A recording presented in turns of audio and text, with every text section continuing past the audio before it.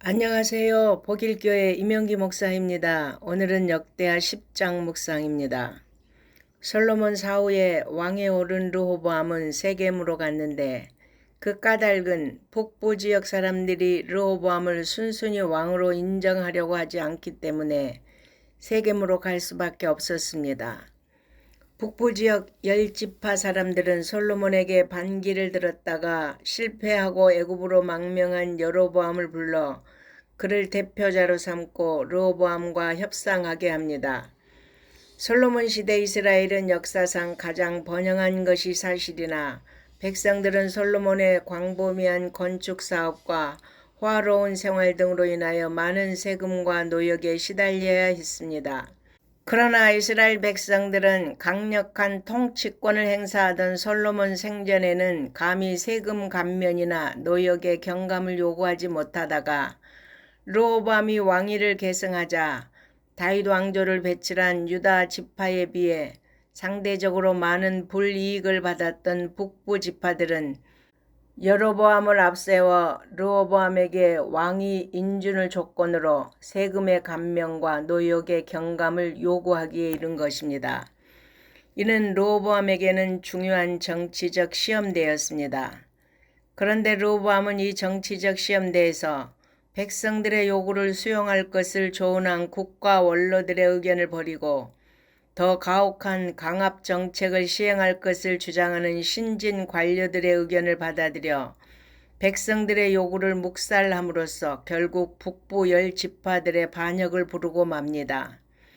성경은 르호보암이 백성들의 요구를 거절한 것을 전날 선지자 아히야를 통하여 여로보암에 대하여 한 예언을 응하게 하기 위한 하나님의 섭리로 기록하고 있습니다. 하나님은 솔로몬이 하나님의 율법을 버리고 우상 숭배를 하는 등 타락의 길을 걷자 그에게 2번이나 나타나셔서 경고를 하셨지만 솔로몬은 돌이키지 않았습니다. 그러므로 하나님은 솔로몬을 향하여 그의 아들 대에 이르러 한 지파만을 제외하고 나라를 빼앗아 그의 신복에게 주실 것이라고 선언하셨습니다. 말하자면 이스라엘의 남북 분열은 솔로몬의 타락에 대한 하나님의 심판 예언의 성취였던 것입니다. 그렇다고 왕국의 분열에 르호보암에게 책임이 없는 것이 아닙니다. 그는 북부 지역 사람들이 다윗 왕가에 대해 어떤 감정을 갖고 있는지를 전혀 예상치 못하고 세겜으로 갔고 민심을 살피는 마음도 없었을 뿐만 아니라 어려운 문제를 해결하기 위해 지혜로운 사람들과 의논하지도 않았고 하나님께 아뢰는 겸손함도 갖추지 못했습니다. 결국 탐심의 바탕을 둔 르호보암의 어리석은 선택이 남북의 분열을 가져왔습니다. 불행히도 르호보암에게는 듣는 마음 곧 지혜가 부족했습니다. 심리학에서 가장 중요한 것이 경청 곧 듣는 마음입니다.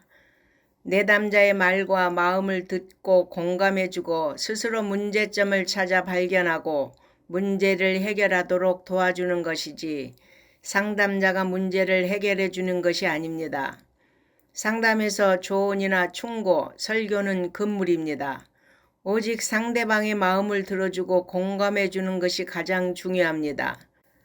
또한 솔로몬의 범죄가 왕국의 분열이라는 치명적인 상황에까지 이르렀다는 사실을 보면서 그처럼 지혜로웠던 솔로몬도 하나님을 멀리하고 타락의 길로 빠지게 되니 심히 어리석은 자가 되고 한순간에 나락으로 떨어지게 됨을 봅니다.